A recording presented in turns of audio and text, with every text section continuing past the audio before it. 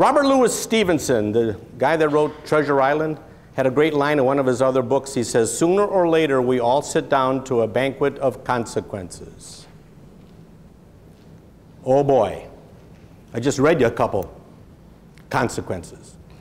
It could be in our personal lives. It obviously is in corporate America. It's what caused the recession with Wall Street and Goldman Sachs and Lehman Brothers and Countrywide and all those other issues because trust has to revolve around what I call the 3 R's: respect for yourself, respect for others, and taking responsibility for your actions. Respect others, respect yourself, take responsibility for your actions. Now,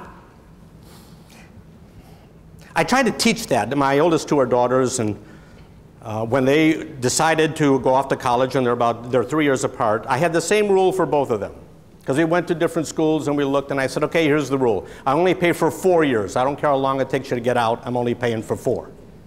Number 2, you must be bilingual or I'm not paying for college. And at different times, each of them said, well, why do you have these rules? Because I want you out.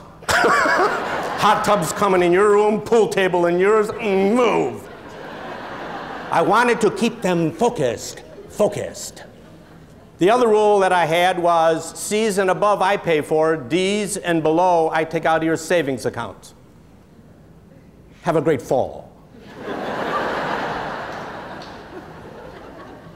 And when they both got home, they were in college at the same time, and one was a freshman, one was a junior. They got home at the same time for Christmas break, and they both had their report cards, and they said, look! And I looked at them, both of them, straight C's. We got straight C's. I was the proud father of 2 average college students. And their point was they did just enough so they wouldn't have to pay. So I ended up with a bilingual medical social worker and a bilingual communication arts specialist. I was hoping for a heart surgeon, lawyer, etc. And they all got jobs within 3 weeks of graduating from college. Not because of their major, because of them being what? Bilingual. And they moved out in 3 weeks. Then my wife and I sold a house, didn't tell them where we lived. We were instantly rich, Just wanted to teach them about, respect and being accountable and keeping this all in mind for the 4 years. Now, when we look at trust and transparency, and transparency is a big term today in corporate America, big term. There's 2 types of ethics. So you can gauge your institutions by what I'm going to share with you now. One form of ethics is negative ethics, and negative ethics focuses on what not to do. So if your employee handbook runs like this, no employee shall, no employee shall, no employee shall, no employee, you got yourself a negative ethics culture, which means you in your jobs have to make sure people are doing the right thing because they only know what not to do. The creative person will look at that code and think, now I know what I can't do, everything else must be okay. And then when they get caught, they say what? Wasn't in the handbook. I didn't know. Is ignorance bliss? Yes or no? Not on what we do as I teach, and you administrators of universities and colleges. No! Ignorance is not bliss. But it's the easiest form of ethics to preach. But if you really wanted to cover all the possible do-nots, you'd have a handbook 400,000 pages. And who'd read it? It is ethics, but it's negative. The goal is positive ethics. And positive ethics promotes a good, which means everybody is responsible for their choices, where negative ethics, I'm not responsible because I didn't know. And you see how that changes the concept of leadership. If it's positive ethics, you are now coach, mentor, cheerleader. If you push negative ethics, you're judge, jury, executioner. Now, I'll give you an example. Have you ever stayed at a Ritz-Carlton on vacation? Or, I don't either unless I'm hired to go there. But Ritz-Carlton employees have to have this. This is called a Ritz-Carlton Basics card, and here's their mantra. We are ladies and gentlemen serving ladies and gentlemen. Now let me ask you this, colleagues. Is this not true? The more positive one's self-esteem is, the more ethical people are. The lower one's self-esteem is, the less ethical people are. Okay? So, we are ladies and gentlemen serving ladies and gentlemen. So a housekeeper is a lady and a bellman is a gentleman. Tell me what's happened to their self-esteem, up or down?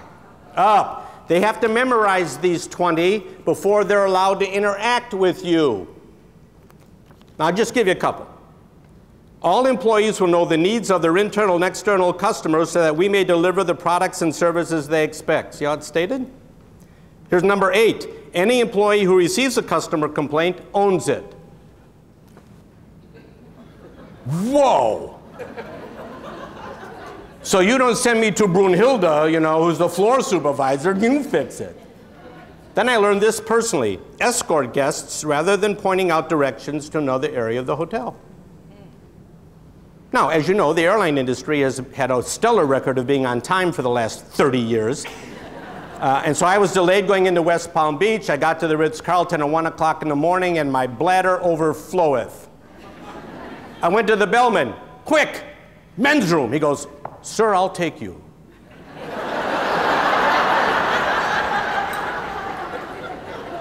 I had heard of Ritz-Carlton service. I wanted to see how far this was going to go. And so he walked me down the hall. He said, sir, the men's room's right there. I said, now you're not going in with me, are you? He said, sir, you're very funny. Our service stops at the door. And I'm thinking, if you're so concerned about my bladder, 1 o'clock in the morning, imagine what the rooms are like and the amenities and the towels and the robes. And how's Ritz-Carlton doing even in this economy? Fine. 2 weeks later, I was in Atlanta, went to the Ritz-Carlton, trainee behind the desk, badge. I said, do you have your Ritz-Carlton Basics card on you? She pulls it out of her jacket like this. I said, what's number 8? She says, any employee who receives a customer complaint owns the complaint. A trainee knew it. You see the culture? You see the environment of a more positively stated, everybody's accountable for their behavior, they're in charge, it relieves the leaders of being watchdog, judge, jury, and more of an empower and mentor. Less than 10% of corporations preach positive ethics. So I hope I live long enough to get to the other 90 and start moving this corporate area in a different field. Positive ethics needs to be the goal.